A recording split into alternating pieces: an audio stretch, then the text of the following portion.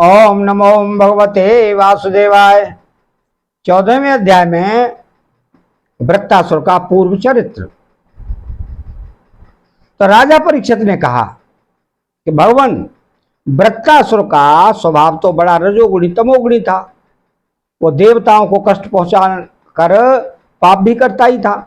ऐसी स्थिति में भगवान नारायण के चरणों में उसका सुदृढ़ भक्ति कैसे हुई? हम देखते हैं कि प्राय शुद्ध सत्वमय देवता और पवित्र हृदय ऋषि भी भगवान की परम प्रेममयी अनन्य भक्ति से वंचित ही रह जाते हैं। सचमुच भगवान की भक्ति बड़ी दुर्लभ है। भगवान, इस जगत के प्राणी पृथ्वी के धूलिकणों के समान ही असंख्य हैं। उनमें से कुछ मनुष्य आदि श्रेष्ठ जीव ही अपने कल्याण की चेष्टा करते हैं। ब्राह्मण, उनमें भी संसार से मुक्ति चाहने वाले तो विरले ही होते हैं, और मोक्ष चाहने वाले हजारों में मुक्त या सिद्ध लाभ तो कोई सा ही कर पाता है। महामुने, करोड़ों सिद्ध एवं मुक्त पुरुषों में भी वैसे शांत चित्र महापुरुष का कितना मिलना तो बहुत ही कठिन है, जो एकमात्र भगवान के ही परायण हो। ऐसी अवस्था में वह वृत्तासुर, जो सब लोगों को सताता था और बड़ा पापी था, उस भयंकर युद्ध के अवसर पर भगवान श्री कृष्ण में अपनी वृत्तियों को इस प्रकार दृढ़ता से लगा सका। इसका क्या कारण है? प्रभु, इस विषय में हमें बहुत अधिक संदेह है और सुनने का बड़ा कौतूहल भी है। अहो, वृत्तासुर का बल पौरुष कितना महान था कि उसने रणभूमि में देवराज इंद्र को भी संतुष्ट कर दिया। सूर्य कहते हैं कि शौनकादिक ऋषियों, भगवान सुखदेव जी ने परम श्रद्धालु राजऋषि परीक्षित का यह श्रेष्ठ प्रश्न सुनकर उसका अभिनंदन करते हुए यह बात कही। श्री सुखदेव जी ने कहा कि परीक्षित, तुम सावधान होकर यह इतिहास सुनो। मैंने इसे अपने पिता व्यास जी, देवर्षि नारद और महर्षि देवल के मुंह से भी विधि पूर्वक सुना है। प्राचीन काल की बात है। सूरसेन देश में चक्रवर्ती सम्राट महाराजा चित्रकेतु राज्य करते थे। उनके राज्य में पृथ्वी स्वयं ही प्रजा की इच्छा के अनुसार अन्न रस दे दिया करती थी। उनके 1 करोड़ रानियां थीं और वे स्वयं संतान उत्पन्न करने में समर्थ भी थे, परंतु उन्हें उनमें से किसी के भी गर्भ से कोई संतान न हुई। यूं महाराज चित्रकेतु को किसी बात की कमी न थी। सुंदरता, उदारता, युवावस्था, कुलीनता, विद्या, ऐश्वर्य और संपत्ति आदि सभी गुणों से वे संपन्न थे। फिर भी उनकी पत्नियां बांझ थीं, इसलिए उन्हें बड़ी चिंता रहती थी। वे सारी पृथ्वी के एक छत्र सम्राट थे। बहुत सी सुंदरी रानियां थीं तथा सारी पृथ्वी उनके बस में थी।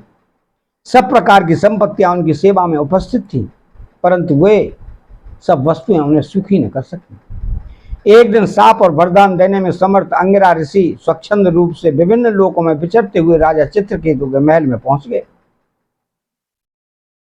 राजा ने प्रत्युत्थान और अर्घ्य आदि से उनकी विधि पूर्वक पूजा की। आतिथ्य सत्कार हो जाने के बाद जब अंगिरा ऋषि सुखपूर्वक आसन पर विराजमान थे, तब राजा चित्रकेतु भी शांत स्वभाव से उनके पास ही बैठ गए। महाराज, महर्षि अंगिरा ने देखा कि यह राजा बहुत विनयी है और मेरे पास पृथ्वी पर बैठकर मेरी भक्ति कर रहा है। तब उन्होंने चित्रकेतु को संबोधित करके उसे आदर देते हुए यह बात कही।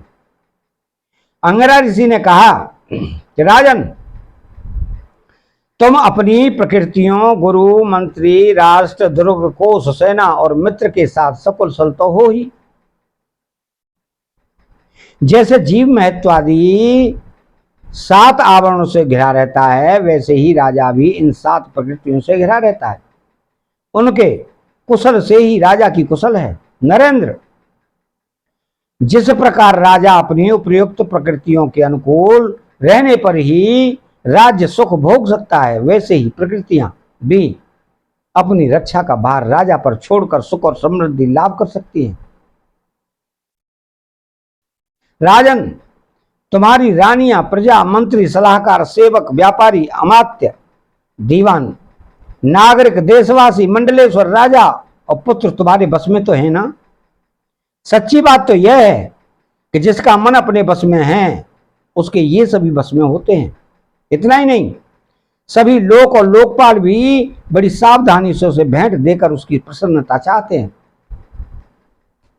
परंतु मैं देख रहा हूं कि तुम स्वयं संतुष्ट नहीं हो, तुम्हारी कोई कामना अपूर्ण है। तुम्हारे मुंह पर किसी आंतरिक चिंता के चिन्ह झलक रहे हैं। तुम्हारे इस असंतोष का कारण कोई और है या स्वयं तुम ही हो। परीक्षित, महर्षि अंगिरा यह जानते थे कि राजा के मन में किस बात की चिंता है, फिर भी उन्होंने उनसे चिंता के संबंध में अनेकों प्रश्न पूछे। चित्रकेतु को संतान की कामना थी, अतः महर्षि के पूछने पर उन्होंने विनय से झुककर निवेदन किया। सम्राट चित्रकेतु ने कहा कि भगवान, जिन योगियों की तपस्या, ज्ञान, धारणा, ध्यान और समाधि के द्वारा सारे पाप नष्ट हो चुके हैं, उनके लिए प्राणियों के बाहर या भीतर की ऐसी कौन सी बात है जिसे वे न जानते हो। ऐसा होने पर भी जब आप सब कुछ जानबूझकर मुझसे मेरे मन की चिंता पूछ रहे हैं, तब मैं आपकी आज्ञा और प्रेरणा से अपनी चिंता आपके चरणों में निवेदन करता हूं। मुझे पृथ्वी का साम्राज्य, ऐश्वर्य, संपत्तियां, जिनके लिए लोकपाल भी लालायित रहते हैं, प्राप्त है, परंतु संतान न होने के कारण मुझे इन सुख भोगों से उसी प्रकार तनिक भी शांति नहीं मिल रही है जैसे भूखे प्यासे प्राणी को अन्न जन के सिवा दूसरे भोगों में। भाग्यवान महर्षि, मैं तो दुखी हूं ही, पिंडदान न मिलने की आशंका से मेरे पितर भी दुखी हो रहे हैं। अब आप हमें संतान दान करके परलोक में प्राप्त होने वाले घोर नरक से उबारिए और ऐसी व्यवस्था कीजिए कि मैं लोक परलोक के सब दुखों से छुटकारा पा लूं। श्री सुखदेव जी कहते हैं कि परीक्षित, जब राजा चित्रकेतु ने इस प्रकार प्रार्थना की, तब सर्वसमर्थ एवं परम कृपालु ब्रह्मपुत्र भगवान अंगिरा ने त्वष्टा देवता के योग चरु निर्माण करके उससे उनका यजन किया। परीक्षित, राजा चित्रकेतु की रानियों में सबसे बड़ी और सद गुणवती महारानी कृतद्युति थी। महर्षि अंगिरा ने इन्हीं को यज्ञ का अवशेष प्रसाद दिया और राजा चित्रकेतु से कहा कि राजन, तुम्हारी पत्नी के गर्भ से एक पुत्र होगा जो तुम्हें हर्ष और शोक दोनों ही देगा। यों कहकर अंगिरा ऋषि चले गए। उस यज्ञावशेष प्रसाद के खाने से ही महारानी कृतद्युति ने महाराज चित्रकेतु के द्वारा गर्भ धारण किया।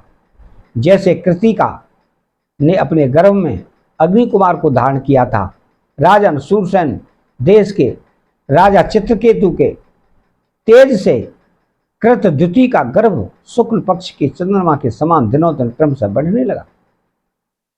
तदनंतर समय आने पर महारानी कृतद्युति के गर्भ से एक सुंदर पुत्र का जन्म हुआ।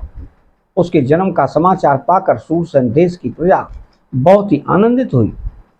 सम्राट चित्रकेतु के आनंद का तो कहना ही क्या था।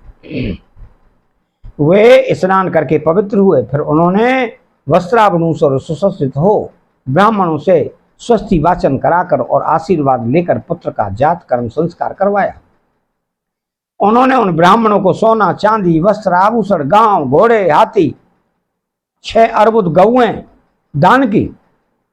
उदार शिरोमणि राजा चित्रकेतु ने पुत्र के धन, यश और आयु की वृद्धि के लिए दूसरे लोगों को भी मुंह मांगी वस्तुएं दी। ठीक उसी प्रकार जैसे मेघ सभी जीवों का मनोरथ पूर्ण करता है, परीक्षित, जैसे यदि कंगाल को बड़ी कठिनाइयों से कुछ धन मिल जाता है तो उसमें उसकी आसक्ति हो जाती है, वैसे ही बहुत कठिनाई से प्राप्त हुए उस पुत्र में राजर्षि चित्रकेतु का स्नेह बंधन दिनों दिन दृढ़ होने लगा। माता कृतद्युति को भी अपने पुत्र पर मोह के कारण बहुत ही स्नेह था, परंतु उनकी 100 रानियों के मन में पुत्र की कामना से और भी जलन होने लगी। प्रतिदिन बालक का लाड़ प्यार करते रहने के कारण सम्राट चित्रकेतु का जितना प्रेम बच्चे की मां कृतज्योति में था उतना दूसरी रानियों में न रहा। इस प्रकार एक तो वो रानियां संतान न होने के कारण भी दुखी थी, दूसरे राजा चित्रकेतु ने उनकी उपेक्षा कर दी। अतः वे डाह से अपने को धिक्कारने और मन ही मन जलने लगी। वे आपस में कहने लगी कि अरे बहनों, पुत्रहीन स्त्री बहुत ही अभागिनी होती है। पुत्र वाली सौतें तो दासी के समान उसका तिरस्कार करती हैं, और तो और स्वयं पतिदेव ही उसे पत्नी करके नहीं मानते। सचमुच पुत्रहीन स्त्री धिक्कार के योग्य है। भला दासियों को क्या दुख है, वे तो अपने स्वामी की सेवा करके निरंतर सम्मान पाती रहती हैं। परंतु हम अभागिनी तो इस समय उनसे भी गई बीती हो गई हैं और दासियों की दासी के सम्मान बार बार तिरस्कार पा रही हैं। परीक्षित, इस प्रकार वे रानियां अपनी सौत की गोद भरी देखकर जलती रहती थी और राजा भी उनकी ओर से उदासीन हो गए थे। फलतः उनके मन में कृष्ण के प्रति बहुत अधिक द्वेष हो गया। द्वेष के कारण रानियों की बुद्धि मारी गई, उनके चित्त में क्रूरता छा गई। उन्हें अपने पति चित्रकेतु का पुत्र स्नेह सहन न हुआ, इसलिए उन्होंने चिढ़कर नन्हे से राजकुमार को विष दे दिया। महारानी कृतद्युति को सौतों की इस घोर पापमयी करतूत का कुछ भी पता न था। उन्होंने दूर से देखकर समझ लिया कि बच्चा सो रहा है, इसलिए वे महल में इधर उधर डोलती नहीं। बुद्धिमती रानी ने यह देखकर कि बच्चा बहुत देर से सो रहा है, धाय से कहा, कल्याणी, मेरे लाल को ले आ। धाय ने सोते हुए बालक के पास जाकर देखा कि उसके नेत्रों की पुतलियां उलट गई हैं। प्राण, इंद्रिय और जीवात्मा ने भी उसके शरीर से विदा ले ली है। यह देखते ही हाय रे में मारी गई। इस प्रकार कहकर वह धरती पर गिर पड़ी। धाय अपने दोनों हाथों से छाती पीट पीट कर बड़े आड़ स्वर से में जोर जोर से रोने लगी। उसका रोना सुनकर महारानी कृतद्युति जल्दी जल्दी अपने पुत्र के शयन कक्ष में पहुंची और उन्होंने देखा कि मेरा छोटा सा बच्चा अकस्मात मर गया है। तब वे अत्यंत शोक के कारण मूर्छित होकर पृथ्वी पर गिर पड़ी। उसके सिर के बाल बिखर गए और शरीर पर से वस्त्र अस्त व्यस्त हो गए। तदनंतर महारानी का रुदन सुनकर रनिवास के सभी स्त्री पुरुष वहां दौड़ाए और सहानुभूति बस अत्यंत दुखी होकर रोने लगे। वे हत्यारी रानियां भी वहां आकर झूठ मूठ रोने का ढोंग करने लगी। अब राजा चित्रकेतु को पता लगा कि मेरे पुत्र के कारण ही मृत्यु हो गई है। तब अत्यंत स्नेह के कारण शोक के आवेग से उनकी आंखों के सामने अंधेरा छा गया और वे धीरे धीरे अपने मंत्रियों और ब्राह्मणों के साथ मार्ग में गिरते पड़ते मृत बालक के पास पहुंचे और मूर्छित होकर उनके पैरों के पास गिर पड़े। उनके केस और वस्त्र इधर उधर बिखर गए। वे लंबी लंबी सांस लेने लगे। आंसुओं की अधिकता से उनका गला रुंध गया और वे कुछ भी बोल न सके। पति प्राणा रानी कृतद्युति अपने पति चित्रकेतु को अत्यंत शोकाकुल और इकलौते नन्हे से बच्चे को मरा हुआ देख भांति भांति से विलाप करने लगी। उनका यह दुख देखकर मंत्री आदि सभी उपस्थित मनुष्य शोकग्रस्त हो गए। महारानी के नेत्र से इतने आंसू बह रहे थे कि वे उनकी आंखों का अंजन लेकर केसर और चंदन से चर्चित वक्ष स्थल को भिगोने लगे। उनके बाल बिखर रहे थे तथा उनमें गुथे हुए फूल गिर रहे थे। इस प्रकार वे पुत्र के लिए कुर्री पक्षी के समान उच्च स्वर में विविध प्रकार से विलाप कर रही थी। वे कहने लगी, अरे विधाता, सचमुच तू बड़ा मूर्ख है जो अपनी सृष्टि के प्रतिकूल चेष्टा करता है। बड़े आश्चर्य की बात है कि बूढ़े बूढ़े तो जीते रहें और बालक मर जाएं। यदि वास्तव में तेरे स्वभाव में ऐसी विपरीतता है तब तो तू जीवों का अमर शत्रु है। यदि संसार में प्राणियों के जीवन मरण का कोई क्रम न रहे तो अपने प्रारब्ध के अनुसार जन्मते मरते रहेंगे, फिर तेरी आवश्यकता ही क्या है। तूने संबंधियों में इसलिए बंधन तो इसलिए डाल रखा है कि वे तेरी सृष्टि को बढ़ाएं, परंतु तू इस प्रकार बच्चों को मारकर अपने किए कराए पर अपने हाथों पानी फेर रहा है। फिर वे अपने मृत पुत्र की ओर देखकर कहने लगी कि बेटा, मैं तुम्हारे बिना अनाथ और दीन हो गई हूं। मुझे छोड़कर इस प्रकार चले जाना तुम्हारे लिए उचित नहीं है।